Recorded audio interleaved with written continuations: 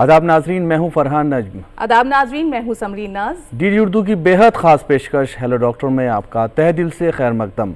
Programme hello doctor में हम आपको दिखाते हैं आपकी सेहतमंद ज़िंदगी का राज, ताकि आप बदल सकें अपने जीने का अंदाज। नाजरीन, आपने वो मुहावरा तो सुना होगा कि नज़र बची दुर्घटना घटी। हम इसे कुछ ऐसे भी ले सकते हैं कि जहां हमने एहतियाती तदाबीर से गाफिल हुए, उसे नज़रअंदाज किया, तो किस्म किस्म के अमराज हम पर हमला बोल देते हैं। नाजरीन, आज हेलो डॉक्टर के इस बेहद ख़ास शुमारे में हम एक ऐसे ही मर्ज़ की बात करेंगे, तब्सरा करेंगे, जिससे मुल्क भर में ही नहीं बल्कि पूरी दुनिया में लोग मुतासिर होते हैं और हर साल लाखों लोग अपनी जान गंवा बैठते हैं। हम बात करेंगे आज मलेरिया की, जो एक ख़ास पैरासाइट से मुतासिर मच्छर के काट लेने से होता है और एक जिस्म से दूसरे जिस्म में यानी इंसानी जिस्म में मुंतकिल हो सकता है। मलेरिया, जिसके तहत WHO भी वक्तन फ़वक्तन कई तरह की मुहिम चलाता रहता है और बड़े बड़े मुल्कों को चेताता भी रहता है। वाज़ेह हो कि 25 अप्रैल को वर्ल्ड मलेरिया डे भी मनाया जाता है, जिसके तहत हम लोगों को ज़्यादा से ज़्यादा बेतार करने की कोशिश करते हैं।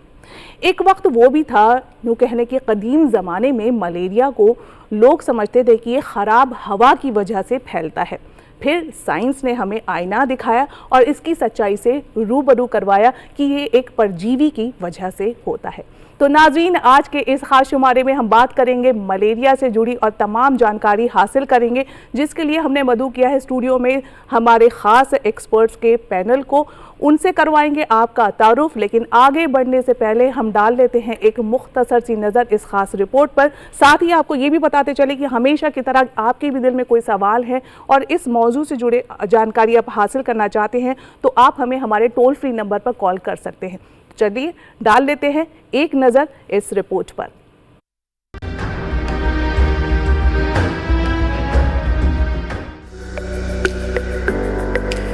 नाजरीन, सेहतमंद रहने के लिए हमारी तमाम तरह की एहतियाती तदाबीर के बावजूद हमें जिंदगी भर मुख्तलिफ बीमारियों का खतरा लाहिक रहता है। इनमें से कुछ बीमारियां मौसम की तब्दीली के साथ साथ लापरवाही और एहतियात में कमी की वजह से होती हैं। इसी तरह की एक बीमारी है मलेरिया, जो मादा एनोफिलीस मच्छर के काटने से होती है। मलेरिया खून को मुतासिर करने वाला मर्ज है, जो कि एक पैरासाइट से मुतासिर मच्छर के काटने से फैलता है। ये मच्छर इंसानी खून से अपनी खुराक हासिल करता है और अगर कोई मुतासिर मच्छर इंसान को काट ले तो ये बीमारी इंसान में मुंतकिल हो जाती है। काबिले गौर है कि मलेरिया को एक इंसान से दूसरे इंसान में फैलने वाला मर्ज भी कहा जाता है, क्योंकि अगर मलेरिया से मुतासिर किसी शख्स को मच्छर काट ले और उसके बाद वो किसी और शख्स को काटे तो उस शख्स में भी मलेरिया के जरासीम दाखिल हो जाते हैं। इसीलिए मलेरिया से बचाव के लिए खास एहतियात की जरूरत होती है। मलेरिया की नोयत और शिद्दत पैरासाइट्स की किस्म पर मुनहसर होती है। खून में शामिल होने के बाद पैरासाइट की तादाद बढ़ना शुरू हो जाती है और इस पैरासाइट की असल जगह इंसान का जिगर होता है। ये पैरासाइट खून में शामिल होने के बाद हमारे रेड सेल्स को भी नुकसान पहुंचाता है। आमतौर पर मलेरिया ज्यादातर गर्म इलाकों और गर्म मुल्कों में पाया जाता है। जनूबी एशिया और वस्ती अमेरिका में एक बड़ी तादाद में लोग इससे मुतासिर होते हैं। हर साल पूरी दुनिया में 350 से 500 मिलियन अफराद मलेरिया का शिकार होते हैं और तकरीबन 3 मिलियन अफराद इस मर्ज से हलाक हो जाते हैं।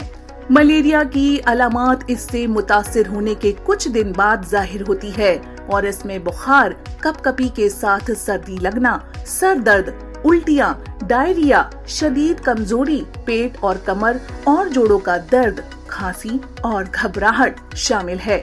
मलेरिया को ज्यादातर गुर्बत और गंदगी से मुंसलिक किया जाता है और इसके ज्यादातर शिकार इससे मुतासिर इलाकों के अफराद होते हैं। इसीलिए ये जरूरी हो जाता है कि हम अपने घर और आसपास की सफाई का खास ख्याल रखें। कहीं भी पानी जमा ना होने दें। घरों में भी कूलर के पानी को मुसलसल साफ करते रहें। मच्छरों को आसपास पैदा ना होने दें। नाजरीन, इस बीमारी की संगीनी के पेश नजर हर बरस 25 अप्रैल को मलेरिया का आलमी दिन मनाया जाता है। जिसका मकसद इससे बचाव और रोकथाम के लिए आलमी सतह पर इक़दामात की जरूरत को नुमाया करना है, ताकि इस बीमारी से होने वाले जानी नुकसान को कम से कम किया जा सके।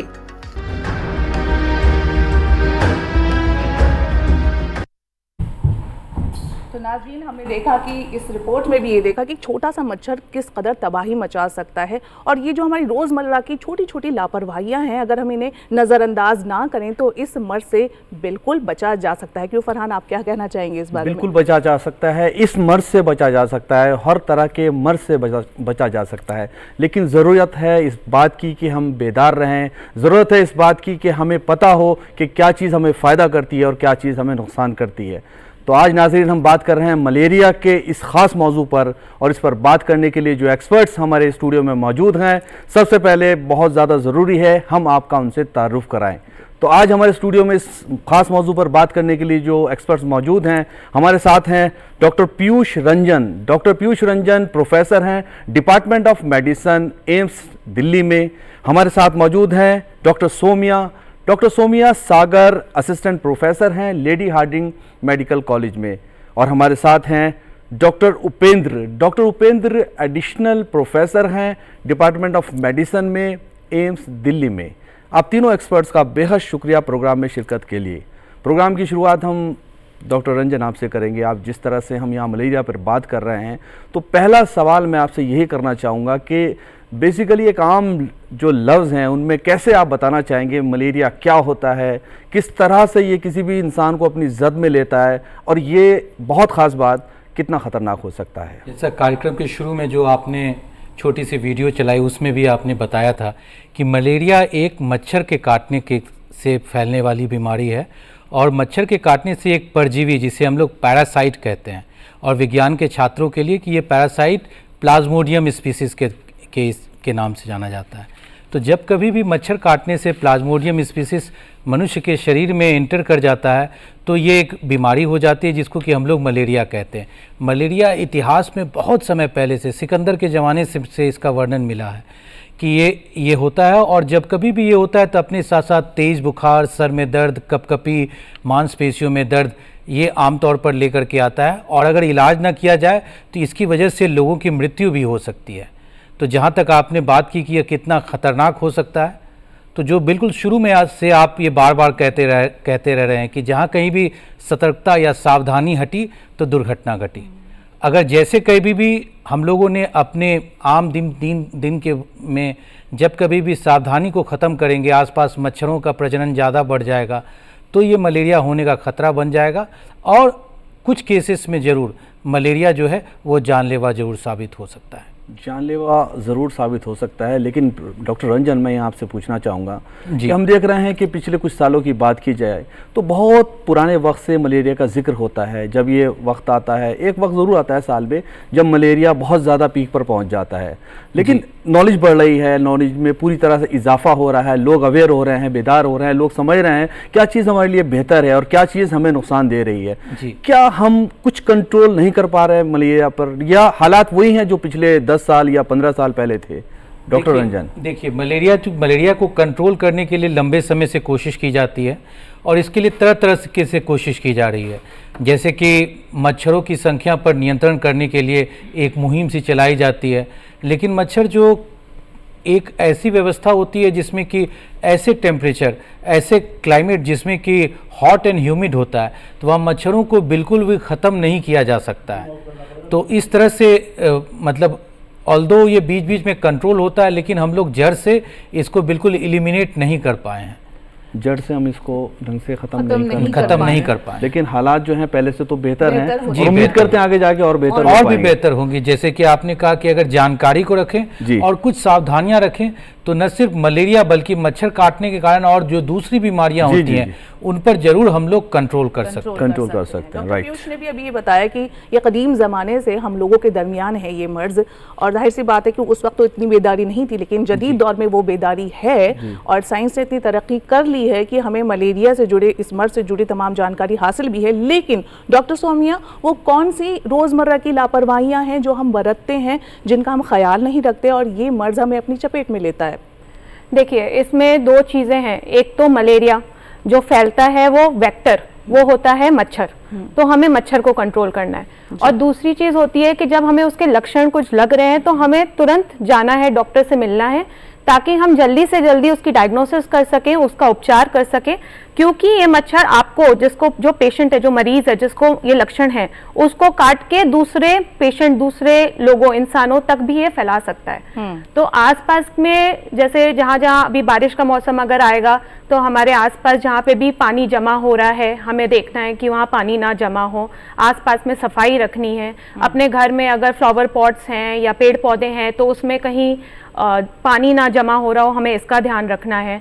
दूसरी चीज़, हम अपने आप पे बचाव कैसे कर सकते हैं कि मच्छर को तो हमने रोक लिया ये सब करके, दूसरा हमको ये करना है कि मच्छर अगर है भी तो वो हमको आके ना काट ले। तो हमें फुल स्लीव्स के कपड़े पहनने हैं, बच्चों को फुल स्लीव्स के कपड़े पहना के बाहर भेजना है। हमें कोशिश करनी है कि जैसे बारिश का मौसम आएगा तो हम उनको रात में ना बाहर भेजें, क्योंकि जो एनोफिलिस मॉस्किटो है ये रात में काटता है। अच्छा। डेंगू का जो है वो दिन में काटता है, पर एनोफिलिस जो है वो रात में काटता है और इसकी वजह से मलेरिया फैलता है। जी, आपने डेंगू का भी जिक्र किया। हाँ, तो कई लोग जो कहते हैं कि डेंगू के जो लक्षण और अलामात है और मलेरिया की वो एक जैसी होती हैं, तो इसे कैसे आइडेंटिफाई करें आम लोग? देखिए, डेंगू है जो वायरस के थ्रू फैलता है और मलेरिया है जो पैरासाइट के थ्रू आता है। दोनों में बुखार होता है। मेन चीज़ ये होती है कि जैसे हम जब इन्वेस्टिगेशंस की अगर मैं बात करूं तो बहुत सारे टेस्ट हैं, पर मलेरिया में जो प्लेटलेट कम होती है वो इतनी नहीं कम होती है जिसकी वजह से ब्लीडिंग हो जाए, तब तक जब तक कि वो कॉम्प्लिकेटेड मलेरिया में ना जा रहा हो। डेंगू में वो ब्लीडिंग जो होती है, जिसको हम पेटिकी बोलते हैं मेडिकल टर्म में, मतलब खून के चट्टे, जो लाल लाल छोटे छोटे धब्बे होते हैं, जो डॉक्टर बहुत नॉर्मल तरीके से आपको बताते हैं कि आप नज़र रखें अगर आपको डेंगू बुखार है। तो वो डेंगू में, या लेप्टोस्पायरोसिस भी एक बीमारी होती है जो एक बैक्टीरियल बीमारी है, उसमें भी ज़्यादा मिलते हैं, मात्रा में मिलते हैं, बट मलेरिया में ऐसा नहीं होता है। और मलेरिया का जो बुखार है वो बहुत टिपिकल होता है इस मामले में कि वो बहुत तेज आता है, 103, 104 डिग्री फ़ारेनहाइट तक भी आ सकता है, और उसके साथ बहुत तेज कपकपी होती है। और ये कपकपी इतनी होती है कि मरीज खुद आपके पास आके बोलेगा कि भाई मुझे 3-4 चादरें ओढ़नी पड़ती हैं या कंबल लेने पड़ते हैं, तब भी कपकपी जो है मैं कंट्रोल नहीं कर पा रहा हूँ। और उसके बाद में जब ये बुखार उतरता है तो बहुत पसीना दे के उतरता है। तो ये बहुत टिपिकल लक्षण है, और 3-3, 4-4 दिन के गैप पे आ सकता है बुखार, क्योंकि मलेरिया की साइकिल वैसी होती है हमारे अंदर। तो ऐसे हम थोड़ा डिफरेंशिएट कर सकते हैं। ये सारी चीज़ें आपने बताई, हमारे समझ में आई, बहुत सारी चीज़ें आपने क्लियर की हैं, लेकिन मैं डॉक्टर उपेंद्र आपसे ज़रा से चाहूँगा कि आप खुलासे से बताइए, तफसील से बताइए, किस तरह से मरीज़ इसमें मतलब जर्नी होती है कि मच्छर ने काटा, उसके बाद 10 दिन बाद उसको पता चल रहा है, उसके बाद उसको सिम्टम्स आ रहे हैं, उसको ठंड लग रही है, उसको पसीने आ रहे हैं या उसको वोमिटिंग हो रही है, कैसे बताना चाहेंगे आप डॉक्टर उपेंद्र? इसमें आपने बहुत अच्छा पूछा कि कैसे इसमें हम पहचान करेंगे। जैसे डॉक्टर सौम्या ने अभी बताया कि डेंगू है, मलेरिया है, दोनों को अगर पहचानना है तो आप विदाउट एनी टेस्ट कैसे उसको डिस्टिंग्विश करेंगे कि मलेरिया है या डेंगू है। तो सिंपल है कि जो मलेरिया का फीवर होता है उसमें हाई ग्रेड फीवर होगा, बट कंटिन्यूस नहीं होगा। उसमें बेसिकली क्या होगा, कुछ गैप देकर, हो सकता है 24 घंटे, 48 घंटे में, इवन कभी कभी 3 दिन जैसे 72 आवर्स में भी हो सकता है। वो कंटिन्यूस हाई ग्रेड नहीं होगा। और दूसरी बात है, जब फीवर होगा तो उसमें ठंड के साथ कपकपी होगा। अगर डेंगू की फीवर की बात करें तो इसमें क्या होगा, इसमें हाई ग्रेड फीवर होगा, इसमें मलेरिया से भी हाई ग्रेड हो सकता है, बट इसमें कंटिन्यूस फीवर होने की चांसेज होगा, और उसके साथ साथ में हेडेक बहुत होगा।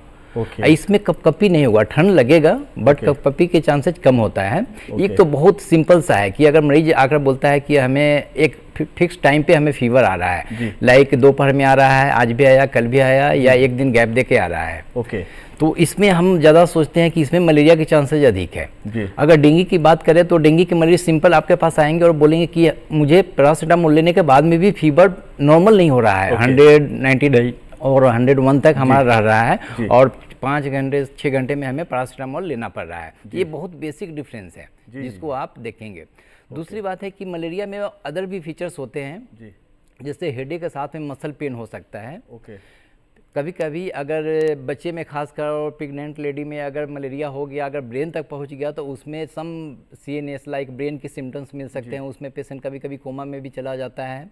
उसके बाद में इसमें अर्ली स्टेज में अगर आपने ट्रीट नहीं किया, जैसे मलेरिया जो है ट्रीटेबल और क्यूरेबल डिजीज है, इसमें अगर अर्ली अगर उसको पता कर लेते हैं और उसको अगर ट्रीटमेंट स्टार्ट कर देते हैं एंटी मलेरिया ड्रग्स के साथ में, तो उसमें कॉम्प्लिकेशन होने की चांस नहीं है। लेकिन अगर थोड़ा सा डिले हो गया, जो खतरनाक स्पेसीज हैं जो अगर हैं उसकी वजह से मलेरिया है, तो उसमें ब्रेन तक जाने पे, लीवर फेल होने पे, किडनी डैमेज होने के चांसेस अधिक होते हैं। ये आपने बहुत अच्छी बात कही यहाँ पर कि मलेरिया अगर ज़्यादा सीरियस हो जाता है तो उसके जो घर वाले हैं या मरीज़ है उसको समझना चाहिए और उसको उसका बहुत ही सलीके से इलाज करना चाहिए। लेकिन यही सवाल मैं उपेंद्र जी अभी आपसे कंटिन्यू करूँगा, ऐसे कौन सी अलामात हैं, ऐसे कौन से सिम्टम्स हैं अगर वो जाहिर हो रहे हैं, हम देख रहे हैं कि मरीज़ में हो रहे हैं, तो हमें मरीज़ को घर पे नहीं रोकना है, उसे फ़ौरन हॉस्पिटल के लेके जाना है और उसका इलाज हॉस्पिटल में कराना है, या फिर वो घर पर ही ठीक हो सकता है? डॉक्टर उपेंद्र, सबसे पहली बात, अगर फीवर है, अगर हाई ग्रेड फीवर है और पर्टिकुलरली एक फिक्स टाइम पे डेली आ रहा है जी, तो इसमें मलेरिया होने की चांसेज अधिक है। और उसको अगर घर पे रखा जाएगा तो उसमें कॉम्प्लिकेशन होने की चांसेज अधिक होगा। तो हमेशा अगर इस तरह का फीवर है, मलेरिया, जहाँ भी थोड़ा लग रहा है कि कहीं न्यूज़ से, टीवी चैनल से कि इस तरह का सिम्टम्स मलेरिया में होता है, तो इमीडिएटली डॉक्टर के पास जाना है, क्योंकि इसको ट्रीटमेंट है। डेंगू का ट्रीटमेंट नहीं है, आप वेट कर सकते हैं, प्लेटलेट को मॉनिटर घर से भी कर सकते हैं। लेकिन मलेरिया है तो उसके लिए स्पेसिफिक मेडिसिन है, जितना जल्दी डायग्नोज करेंगे उतना जल्दी मेडिसिन शुरू होगी और उतने जल्दी आप ठीक होंगे। दूसरी बात है कि अगर किसी को खून की कमी हो गई तो इस कंडीशन में हमेशा जितना जल्दी हो डॉक्टर के पास जाना है। अगर किसी की किडनी अगर इन्वॉल्व हो गई है, किडनी इन्वॉल्व होगा तो सिंपल सा है कि उसमें यूरिन की जो आउटपुट है वो कम हो जाएगा। तो उस कंडीशन में इमीडिएटली डॉक्टर के पास जाना है। नेक्स्ट है कि अगर ब्रेन, अगर मान लिया थोड़ा सा भी पेशेंट ड्राउजी हो जा रहा है या अल्टर सेंसोरियम में चला जा रहा है, तो उस कंडीशन में हमेशा सोचना है कि हमें डॉक्टर के पास जाना चाहिए, अर्जेंट है। अगर सांस की प्रॉब्लम हो गई उस कंडीशन में भी हो सकता है कि सम पल्मोनरी एडमा एक ऐसा होता है कि अगर किडनी फेल हो गया, उसकी वजह से फ्लूइड ओवरलोड हो गया है, पल्मोनरी अगर एडमा हो गया, तो उसमें सांस की प्रॉब्लम मलेरिया के पेशेंट में होता है। मलेरिया से बहुत ज़्यादा रिस्क फैक्टर्स हैं, हमें समझना चाहिए। अगर इस तरह की सिम्टम्स मरीज में आ रहे हैं तो उसे फ़ौरन हॉस्पिटलाइज कराना चाहिए, उसको अच्छे किसी एक्सपर्ट के पास, डॉक्टर के पास ले जाना चाहिए और बहुत ही उसे ऑब्जर्वेशन में रखना चाहिए। जहाँ तक मैं समझता हूँ समरीन, ये डॉक्टर उपेंद्र ने जो चीज़ें बताई हैं कितनी सीरियस चीज़ें हैं, इसे समझने की बेहद ज़रूरत है। डॉक्टर पीयूष, आपकी तरफ आएंगे। जैसे कि हम सभी जानते हैं कि 25 अप्रैल को वर्ल्ड मलेरिया डे मनाया जाता है। तो अगर हम अफ्रीकी मुल्कों की बात करें, हम देखते हैं कि WHO भी वक्तन फ़वक्तन ऐसी मुहिम चलाता रहा है और आज भी चला रहा है कि इस मर्ज़ के तय लोगों में ज़्यादा से ज़्यादा बेदारी बढ़े। लेकिन अगर अफ्रीकी ममालिक की बात करें तो वहाँ मलेरिया का खौफ ज़्यादा तारीख क्यों है, इसकी क्या वजह है, और हज़ारों लोग वहाँ पर इसकी चपेट में हर साल आते हैं। तो इस सवाल को भी हम चाहेंगे अपने इस प्रोग्राम में शामिल करना और आपसे चाहेंगे कि रोशनी डालें। जी, अगर आप ग्लोब को देखें तो जो इक्वेटर के आसपास का है, जिसे कि हम लोग कहते हैं कि भूमध्य रेखा, तो उस भूमध्य रेखा के आसपास में जो ट्रॉपिकल जो एरिया होता है, कर्क रेखा और मकर रेखा के बीच का जो एरिया होता है, वो अक्रॉस द ग्लोब कहीं पर भी, न सिर्फ अफ्रीका में बल्कि अगर दक्षिण भारत में भी अगर आप देखें, और उसके साथ साथ अगर आप देखें श्रीलंका हो गया, साउथ ईस्ट एशिया के जो मुल्क हो गए, ब्राज़ील में हो गए, तो इन सभी में हॉट एंड ह्यूमिड इन्वायरमेंट की वजह से मच्छर बहुत ज़्यादा फैलते हैं। अच्छा। और इन सभी एरिया में जो है वो बहुत ज़्यादा जंगल, जो ट्रॉपिकल जो वन होते हैं, जंगल होते हैं, उन सबों की वजह से जो है मच्छर का, और उसमें एनोफिलिस मच्छर जो है बहुत ज़्यादा देखे गए। तो इन एरिया में न सिर्फ अफ्रीका में बल्कि ब्राज़ील में, इधर श्रीलंका में, साउथ ईस्ट एशिया में, म्यांमार, बर्मा, इन सभी एरिया में भी जो है ये मलेरिया का प्रकोप हमेशा से ज़्यादा रहा है। और अभी जो बात चल रही थी, मैं उसमें सिर्फ एक बात को और फिर से जोर दे करके कहना चाहूँगा कि मलेरिया को जल्दी पहचानना क्यों ज़रूरी है। डॉक्टर उपेंद्र ने भी कहा कि ये एक सेल्फ लिमिटेड डिजीज़ नहीं है। डेंगू जो है अगर उसका क्यूरेटिव ट्रीटमेंट न किया जाए तो भी वो ठीक हो जाएगा। सिर्फ पैरासीटामॉल और पानी पीते रहें तो 10 में से 9 केसेस में, 90% केसेस में ठीक हो जाएगा। लेकिन मलेरिया में जब तक कि मलेरिया ठीक करने वाली एंटी मलेरियल दवाई न दी जाए तो ये बढ़ता चला जाएगा। इसलिए जो लक्षण में जो कोई भी हमसे पहले जो 2 डॉक्टर साहब ने जो बातें बताई हैं, उसको पहचानना, जानना और सही जानकारी के अनुसार, सही जांच के द्वारा इसका जो एग्जैक्ट जो एंटी मलेरियल ड्रग है उसका ट्रीटमेंट बहुत ज़रूरी है, बेहद ज़रूरी है, उसको समझना ज़रूरी है। डॉक्टर सोमी, आपकी तरफ आएंगे हम। जैसे कि बात हो रही है यहाँ मलेरिया की, बहुत ज़्यादा सीवियर हो सकता है, बहुत ज़्यादा सीरियस हो सकता है। अब मैं आपसे पूछना चाहता हूँ एक तो ये कि क्या कोई मलेरिया ऐसा है जो बहुत ही नॉर्मल है और वो घर पर ठीक हो सकता है? पहले तो ये चीज़ आप मुझे बताइए। दूसरा, अगर किसी को मलेरिया है घर में और उसके घर वाले हैं, उसके आसपास के लोग हैं, उनको किस तरह का प्रिकॉशन, एहतियाती तदाबीर लेने की ज़रूरत है? तो देखिए, जैसे कि सर ने भी बोला पहले जी। कि अगर बुखार है, अगर बुखार तेज़ आ रहा है, हाई ग्रेड फीवर आ रहा है, कंपन के साथ आ रहा है, बहुत कपी लग रही है, जी। तो आपको डॉक्टर के पास जाना ही चाहिए। जाना ही चाहिए। हाँ। ओके। घर पे बैठ के ये सोचना कि ये उतर जाएगा 3 दिन में, 4 दिन में ठीक हो जाएगा, ये नहीं करना चाहिए। जैसा कि आसपास के लोग कहते हैं ठीक हो जाएगा खुद ही। रिस्की क्योंकि है टोटल। जितना लेट करेंगे उतना ही ट्रीटमेंट में लेट होगा, उतनी कॉम्प्लिकेशंस के चांसेस भी ज़्यादा बढ़ते ओके। रहते हैं। तो ये सब कुछ अवॉइड करने के लिए डॉक्टर के पास जाइए, जी। इन्वेस्टिगेशन कराइए और जी। फिर उसका इलाज करवाइए। राइट।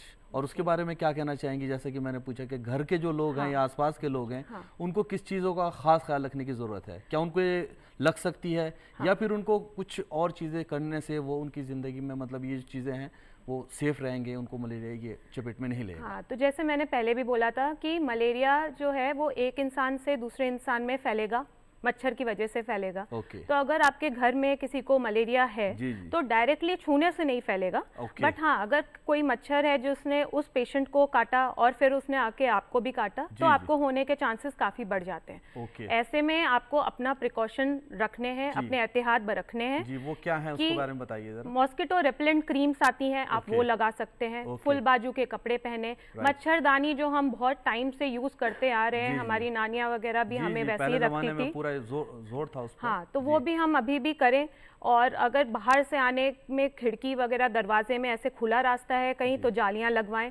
सरकार की तरफ से काफ़ी सारी मुहिमें हैं कि स्प्रेज वगैरह होते हैं जहाँ से भी पता चलता है उनको कि इस इलाके से मलेरिया ज़्यादा फैल रहा है, ओके। तो उस इलाके में स्प्रे होते हैं, तो उसका ध्यान रखें। अच्छा। अगर आपके एरिया में हो रहा है तो वो ज़रूर करवाएं। ओके। कुछ ऐसी जगहों की बात बताएंगे जहाँ पर इन मच्छरों के पनपने की जगह रहती है, वहाँ पर हम कुछ कर सकते हो? कुछ हमारे प्रोग्राम देखने वालों को आप बताएं, डॉक्टर सोमिया। हाँ, तो अगर आपके घर में पानी की टंकी है, जी। वो चेक करिए। सभी घरों में होती है वो हाँ, तो किसी किसी में ढक्कन होता है, किसी किसी में अच्छा, नहीं ये होता बहुत है। खास बात बताई तो आपने। अगर ढक्कन नहीं है तो उसमें लिड लगवाना, ढक्कन लगवाना बहुत ज़रूरी है, जी, जी। ताकि मच्छर उसमें आके अपने अंडे ना दे पाएं।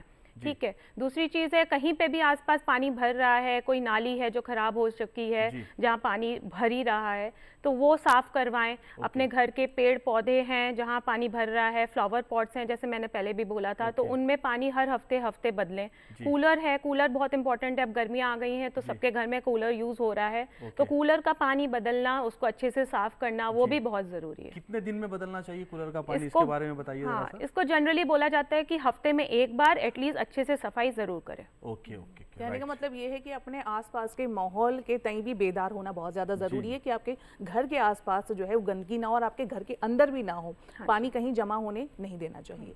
डॉक्टर उपेंद्र, आपने बात की थी बच्चों की और प्रेग्नेंट फीमेल्स की, तो इसके बारे में बताया आपने, लेकिन मैं ये पूछना चाहूँगी कि क्यों और दूसरे लोगों के बनिस्बत बच्चों और जो प्रेग्नेंट फीमेल्स हैं उन पर ये मर्ज़ ज़्यादा अटैक कर सकता है? इसकी कोई ख़ास वजह है क्या? इम्यूनिटी का कमज़ोर होना माने? जैसे आपने इम्यूनिटी की बात की, बच्चे की बात की और प्रेग्नेंट फीमेल की बात की, अगर देखा जाए कि मलेरिया किस में अधिक होता है, सम रिस्क फैक्टर हैं, तो एक कॉमन चीज़ है वो है कि मलेरिया अधिकतर अगर आप देखेंगी तो जिनकी इम्यूनिटी कमज़ोर हैं उसमें देखा गया है कि थोड़ा सा अधिक होता है, क्योंकि उसके जो इम्यूनिटी है वो डिफेंस नहीं कर पाती है। अगर कोई जस्ट पैरासाइट अगर मॉस्किटो बाइट के थ्रू अगर किसी के इंसान में चली गई, वहाँ पर उससे फाइट करने की जो क्षमता है वो कम है। तो उसमें उसकी पैरासाइट की जो ग्रोथ होगा, जो डेवलपमेंट होगा, जो अंडे होंगे, जो मीन्स डिफरेंट लीवर और जो आरबीसी रेड ब्लड सेल जिसको बोलते हैं उसमें जाएगा, उसका प्रोडक्शन अधिक होंगे, तो उसमें कॉम्प्लिकेशन होने की ज़्यादा संभावना है। बच्चे की बात करें तो बच्चे में और बुजुर्ग में दोनों में कहा जाता है कि जो नॉर्मल एडल्ट की जो इम्यूनिटी है उससे कम है, तो इसीलिए बच्चे में वो क्या है कि उसकी सिविरिटी अधिक होने की चांसेज होता है। प्रेगनेंसी की बात अगर आप करें तो प्रेगनेंसी में वहाँ पर एक लाइफ नहीं है, वहाँ पे दो लाइफ है, एक तो मदर है और उसके साथ साथ फीटस भी है, और जो फीटस में जो सर्कुलेशन हो रहा है वो मदर के थ्रू हो रहा है, और वहाँ से जो मलेरिया पैरासाइट्स है उसकी जो जो होता है वो आरबीसी में, जैसा आपने बताया अभी वीडियो के माध्यम से कि आरबीसी में वो होता है, फिर लीवर में जाता है, तो आरबीसी में अगर है तो वहीं आरबीसी बच्चे में भी जा रहे हैं, फिटस में भी जा रहे हैं, तो वहाँ पर 2 लाइफ एक साथ कंप्रोमाइज़ हो सकता है और उससे नुकसान हो सकता है। इसीलिए प्रेगनेंसी में तो और ही अधिक हमें प्रिकॉशन लेना चाहिए और जितना जल्दी हो वो हमें कंफर्म करना चाहिए कि मलेरिया है, तो हम जल्दी से जल्दी उसको ठीक करें, सो दैट कि उसमें मदर को एज वेल एज फिटस को भी प्रॉब्लम नहीं हो। जी। उसी तरह अगर आप बच्चे को देखें तो बच्चे में एक चीज़ और भी है, हमें देखने की ज़रूरत है कि बच्चे में एक जो ब्रेन का जो मलेरिया है वो होने की ज़्यादा चांसेज होता है कंपेयर अगर आप करेंगे एडल्ट से, तो एडल्ट में ब्रेन मलेरिया जिसको कहते हैं सेरेब्रल मलेरिया वो कम होता है और बच्चे में अधिक होता है। और ब्रेन की जो मलेरिया है, सेरेब्रल मलेरिया है, अगर किसी को हो गया तो उसमें कॉम्प्लिकेशन और डेथ होने की संभावना अधिक है।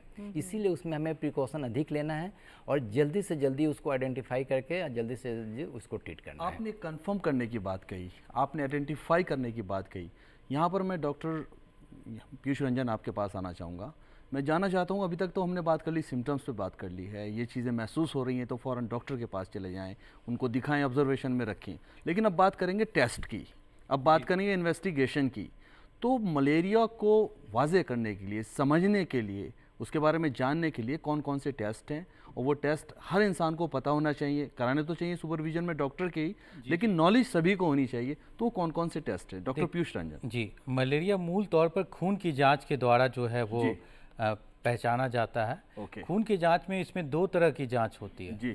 एक जांच होता है रैपिड डायग्नोस्टिक किट, जी, जी। जिसमें कि खून को लेकर के और उसको एक किट में जो है वो एक जगह पे जहाँ पर खून को डाल दिया जाता है, कुछ उसके साथ सॉल्वेंट होता है उसको मिला करके, ओके। और ये 15 मिनट से लेकर के आधे घंटे के बीच में तुरंत इसका रिपोर्ट जो रिपोर्ट आ है जाती 2 लाइन जो होता है उसके आधार पर ये पता चल जाता है कि मलेरिया है या नहीं है। और मलेरिया में भी ये पता चल जाता है कि ये वाइवेक्स टाइप का मलेरिया है जो, और या फिर फैल्सीपेरम टाइप का मलेरिया है। जिस गंभीर खतरनाक टाइप ऑफ मलेरिया के बारे में डॉक्टर उपेंद्र अभी बार बार बता रहे थे, वो फैल्सीपेरम मलेरिया के द्वारा ये पता चलता है। तो उस रैपिड डायग्नोस्टिक किट के द्वारा हम लोग न सिर्फ मलेरिया है या नहीं है, बल्कि खतरनाक टाइप का फैल्सीपेरम मलेरिया है या नहीं है वो भी पता कर सकते हैं।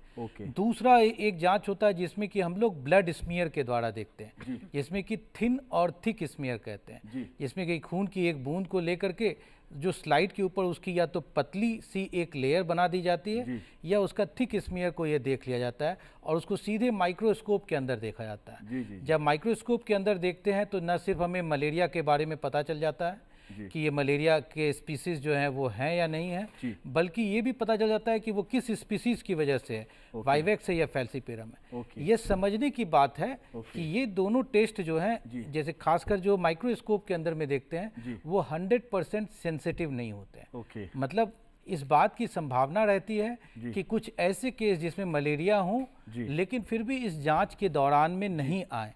तो इसमें कुछ केसेस में क्या होता है, जब कभी भी ये मरीज को बहुत तेज बुखार हो रहा हो और उस समय अगर थिक और थिन स्मीयर अगर लिया जाए, खून की जांच की जाए, तो उस स्पीसीज के मलेरिया के जो स्पीसीज हैं, जो परजीवी पैरासाइट हैं, उसके पकड़े जाने की संभावना ज़्यादा रहती है। जी।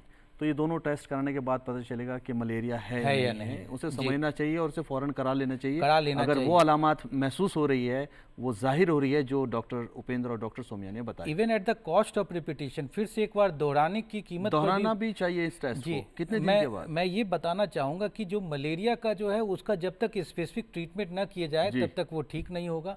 और जब कभी भी ऐसे लक्षण लग रहे हों तो घर में ना बैठे, उसके लिए डॉक्टर से संपर्क करके आप जाँच को जरूर कराएं। देखिए, इसमें जो बुखार में जो होता है, ये जिस सीजन में होता है वो मलेरिया के साथ साथ डेंगू भी हो सकता है, चिकनगुनिया भी हो सकता है और साथ साथ वायरल इलनेस भी होता है। तो ऐसा ये कभी भी नहीं हो सकता है कि जैसे मलेरिया के साथ साथ जैसे वायरल इलनेस है तो वो एक ज़्यादातर केस में जो ज़्यादा कॉमन होता है तो वो सेल्फ लिमिटेड होता है, यानी खुद ब खुद ठीक हो जाता है। तो लेकिन आपको ये समझना है कि जब कभी भी 1-2 दिन तक बुखार हो जाए, तेज बुखार के साथ हो और उसके साथ शरीर में दर्द ज़्यादा हो, तो ज़रूर आप डॉक्टर से की सलाह पर जांच करा लें। डेंगू और मलेरिया में एक और अंतर होता है, डेंगू में जो स्टॉर्मी ऑनसेट कहते हैं, यानी पहला बुखार ही बहुत तेज होगा। वो आपको पहली बार ही जब बुखार आया तो 103-4 ऐसे करके ज़्यादा हो गया। और जैसा डॉक्टर उपेंद्र ने बताया कि पैरासीटामोल खाने के बाद भी जो है 103 से बिल्कुल ठीक नहीं होता है। ओके। जबकि मलेरिया के केस में जो है ये कॉन्टिन्यूस फीवर के बजाय जो है 4, 5, 6, 8 घंटे के बाद ये नॉर्मल हो सकता है मरीज। तो ये इसके कुछ स्पेसिफिक टाइप ऑफ फीवर के जो कुछ खास स्पेसिफिकेशन होते हैं और आपको डॉक्टर के पास जाके जांच जरूर कराना चाहिए। समरीन, बार बार सभी डॉक्टर्स ये कह रहे हैं कि वेट नहीं करना चाहिए और डॉक्टर के पास जाके जांच कराना चाहिए। इससे हमें कितना अंदाज़ा लगाना चाहिए, इससे हमें कितना समझना चाहिए कि एक अच्छे एक्सपर्ट के पास जाना कितना ज़रूरी है, उसके पास इलाज कराना, उसके पास टेस्ट कराना कितना ज़रूरी है, और यही रास्ता है कि हम अपने आप को ठीक रख सकते हैं। राइट।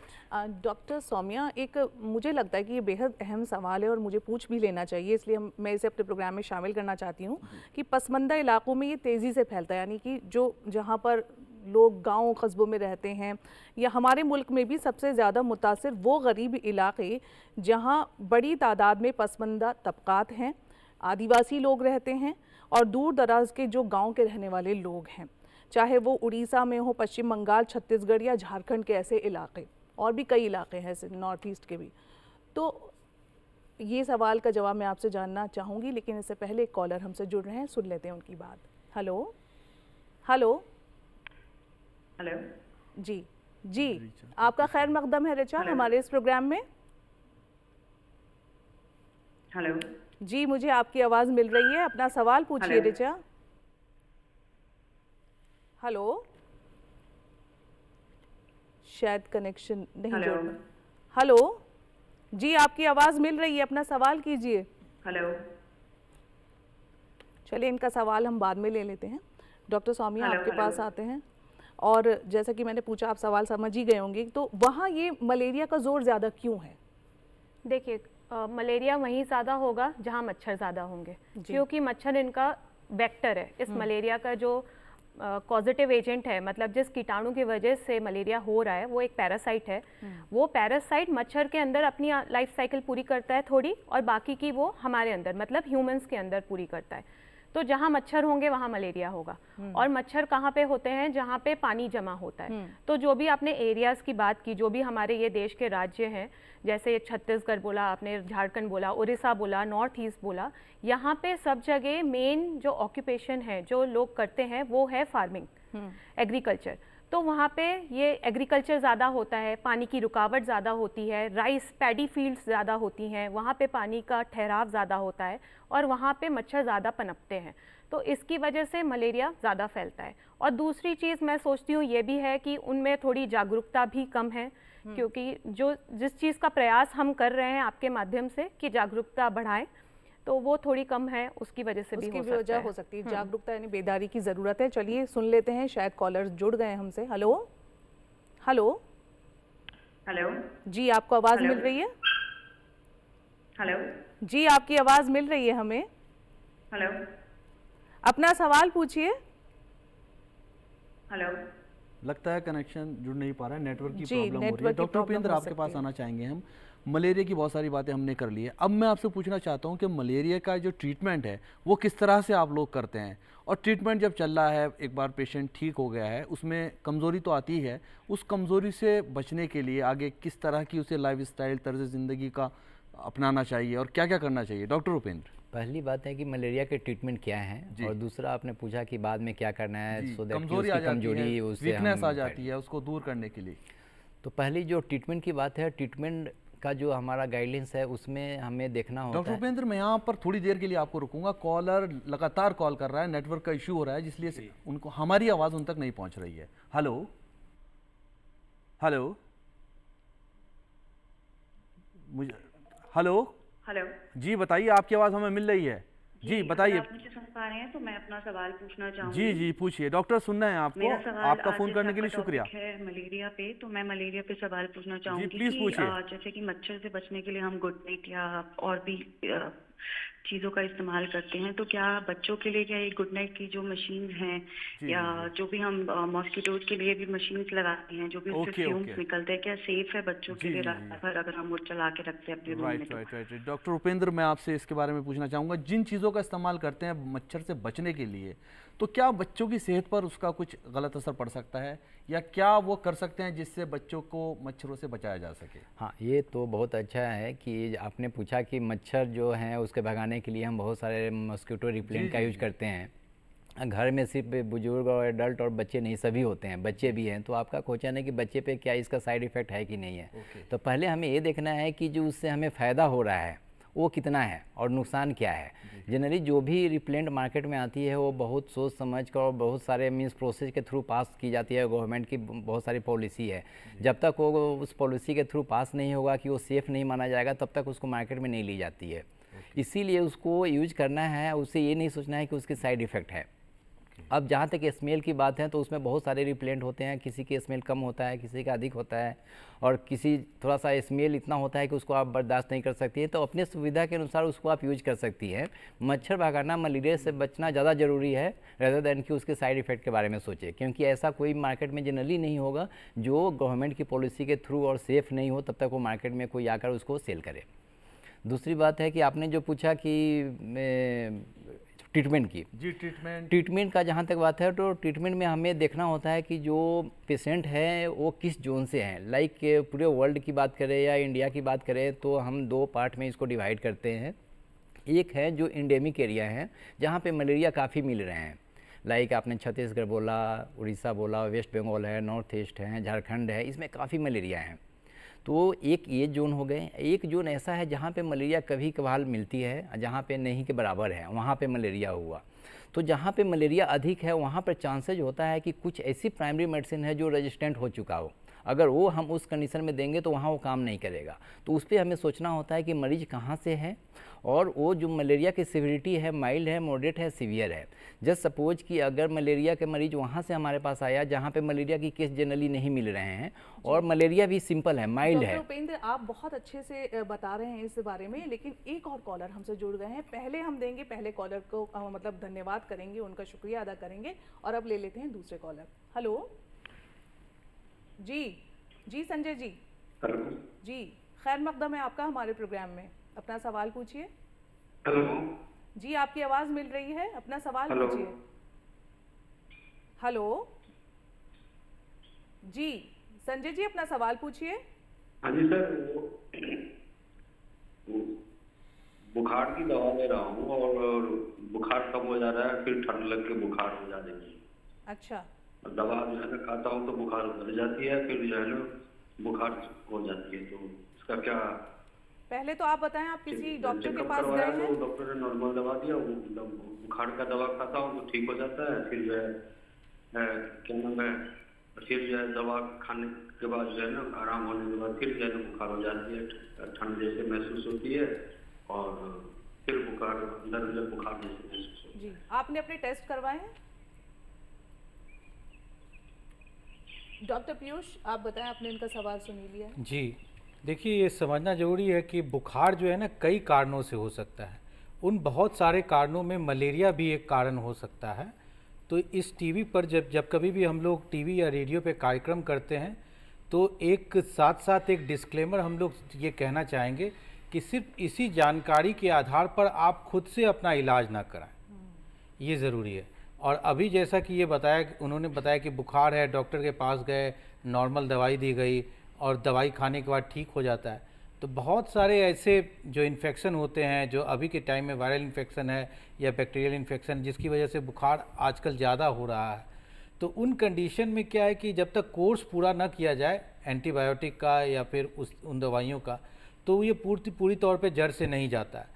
अगर आपको लग रहा है कि वो दवाई खाने से जो है वो ठीक नहीं हो पा रहा है और वो कम होने के बजाय, नियंत्रित होने के बजाय और ज़्यादा बढ़ता जा रहा है, तो अब फिर से उसी डॉक्टर के पास जाएं या अब नज़दीक के और दूसरे डॉक्टर के पास जाएं।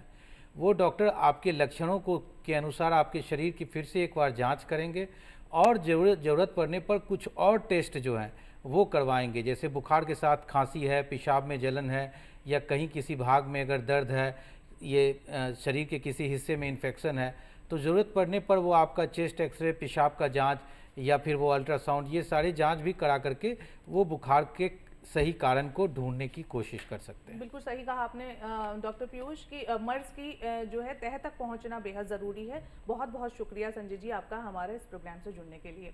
डॉक्टर पीयूष रंजन, आप ही के पास वापस आना चाहूँगा मैं। जी, बच्चों की बहुत ख़ास फिक्र रहती है, सभी को बच्चों को लेकर फिक्रमंद रहते हैं माँ बाप, घर वाले।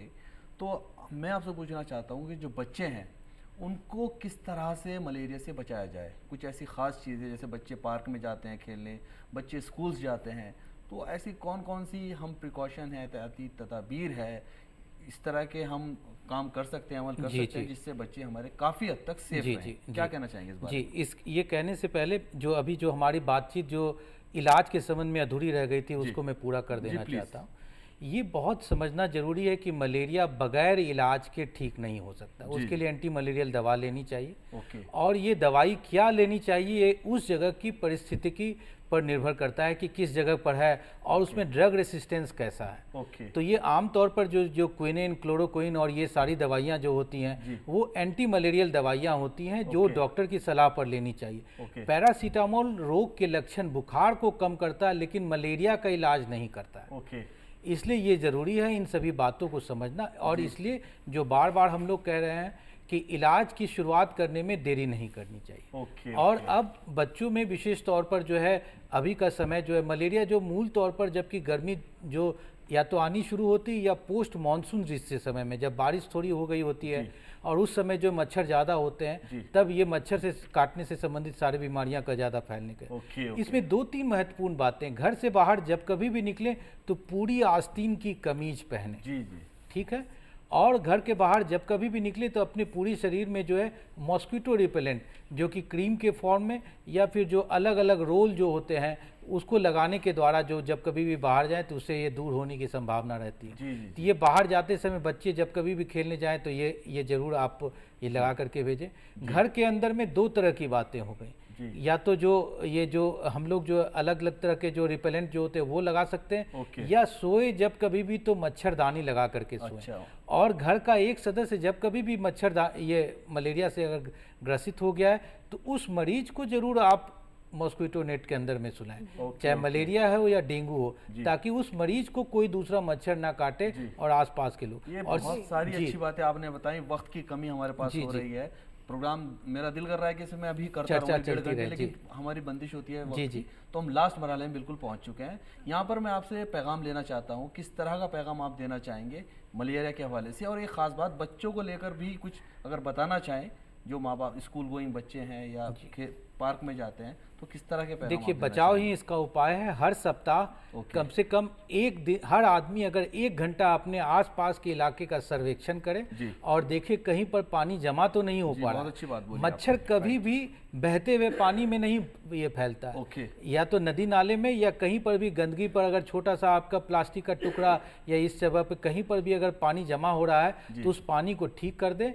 और जो आपके जो कूलर है ये सब इत्यादि का सप्ताह में 1 बार आप साफ करेंगे तो आसपास मलेरिया ही नहीं बल्कि और दूसरे मच्छर से काटने वाली बीमारी पर आप जरूर कंट्रोल कर सकते हैं। डॉक्टर सौम्या, आपसे पैगाम लेंगे और पैगाम में आप शामिल कीजिए वैक्सीनेशन को भी, शॉर्ट में आप पैगाम दीजिए। ठीक है, जैसे भी हम बात करते आ रहे हैं, जैसे जो मोस्ट इम्पॉर्टेंट चीज़ मुझे आज समझ में आ रही है और मैं आपको बताना चाहूँगी वो है कि उपचार से बचाव बेहतर है हर हाल में। तो जितना बचाव कर सकते हैं कि मच्छर ना आए आपके पास तक वो करिए। दूसरी बात आपने बोली वैक्सीन की, तो हाँ वैक्सीन हैं, 2 वैक्सीन्स हैं जो अभी तक आ गई हैं, WHO के द्वारा भी वो कुछ देशों में भेजी जा चुकी हैं। पर ये वैक्सीन्स उन देशों के लिए हैं जहाँ पे ये मलेरिया जो है वो बहुत ज़्यादा प्रमाण पे है। जैसे अफ्रीका के कुछ एरियाज़ हैं जहाँ पे ये बहुत ज़्यादा प्रमाण पे है, जिसको होलो एंडेमिक बोलते हैं। इसका ट्रांसमिशन रेट वहाँ पे बहुत ज़्यादा है, वहाँ के लिए है। अभी भारत में इसकी अभी इतनी उनको ज़रूरत नहीं महसूस हुई है, इसलिए हमारे नेशनल प्रोग्राम में ये वैक्सीन्स अभी तक नहीं आई हैं। डॉक्टर उपेंद्र, आप क्या कहना चाहेंगे? मैं एक बात इस पे ज़रूर जोर देना चाहूँगा कि अगर किसी को मलेरिया है तो जितना जल्दी हो उसको जांच कराए, उसकी ट्रीटमेंट ले, क्योंकि ये प्रिवेंटेबल और क्यूरेबल डिजीज है। अगर इसका ट्रीटमेंट शुरू कर देते हैं आप 100% सेफ हैं। अगर कर पाते हैं, अगर डायग्नोसिस नहीं होती है, ट्रीटमेंट नहीं होता है, तो इसमें डेथ भी हो सकता है। इसीलिए इसमें जितना जल्दी आप अगर बचाव नहीं कर पाएँ, अगर उपचार आपके पास है, उपचार कराएं। और आदमी से भी, एक मरीज़ से भी दूसरे मरीज तक वो फैल सकता है, सिर्फ मच्छर से नहीं फैलेगा। इसीलिए अगर जिस मरीज़ को हो रखा है उसको जितना जल्दी हम ट्रीट करेंगे तो उस मरीज़ से दूसरे आदमी को फैलने की संभावना नहीं होगी। इसीलिए ट्रीटमेंट बहुत ज़रूरी है कि जितना जल्दी करे उतना अच्छा है। बहुत बहुत शुक्रिया आप तीनों एक्सपर्ट का। वाकई आप लोग हमारे जो नाजरीन हैं उन्हें इतनी अहम जानकारी मुहैया करवाते हैं और हम चाहते हैं कि ये जानकारियाँ ऐसे ही आगे भी आप मुहैया करवाते रहें। बहुत बहुत शुक्रिया आप सभी का। धन्यवाद। तो फरहान, जैसे कि अब ये प्रोग्राम लास्ट मरहले पर पहुंच चुका है और मैं यही कहना चाहूँगी अपने नाजरीन से कि आप भी ज़्यादा से ज़्यादा हमारे इस प्रोग्राम हेलो डॉक्टर से जुड़िए, इसे देखिए, क्योंकि इसमें किस्म किस्म की बेहतरीन जानकारियाँ हम आप तक पहुँचाते हैं आपकी ही सेहत से जुड़ी। और यही कहेंगे कि अगर आपके भी जहन में कोई सवाल है तो बेझिझक होकर हमें ईमेल कीजिए। हमारी ईमेल आईडी है hellodoctor@gmail.com। इसी के साथ आप हमारे डीडी उर्दू के यूट्यूब चैनल से भी जुड़ सकते हैं। सबरीन, एक रिक्वेस्ट और एक गुजारिश और करना चाहूँगा मैं। हमारे प्रोग्राम का जो मकसद है वो आपको बेदार करना है, आपको अवेयर करना है, आपका इलाज करना नहीं है। इसलिए अगर किसी भी तरह की परेशानी, किसी तरह की बीमारी आप महसूस कर रहे हैं या आपको जाहिर हो रही है तो उसका देर मत कीजिए, फ़ौरन जाकर इलाज कराइए, अच्छे डॉक्टर के पास जाइए, अच्छे हॉस्पिटल में जाइए, ताकि वक्त पर डॉक्टर उन बीमारी को पहचान सके और आपका सही से इलाज हो सके और आप एक लंबी ज़िंदगी हासिल कर सकें। तो चलिए Farhan, tips of the week के साथ अपने नाज़रीन को छोड़े जा रहे हैं। दीजिए इजाज़त। आदाब। डन। मलेरिया एक से दूसरे को लगने वाली बीमारी है। मलेरिया के मच्छर गंदे पानी में पैदा होते हैं। कपकपी के साथ सर्दी लगना मलेरिया की बुनियादी अलामत है। मलेरिया से बचने के लिए साफ सफाई का खास ख्याल रखना जरूरी है। अपने घर के आसपास कहीं पानी जमा न होने दें। कूलर के पानी को भी मुसलसल साफ करना चाहिए। मच्छरों को पनपने से रोकना ही मलेरिया से बचाव है।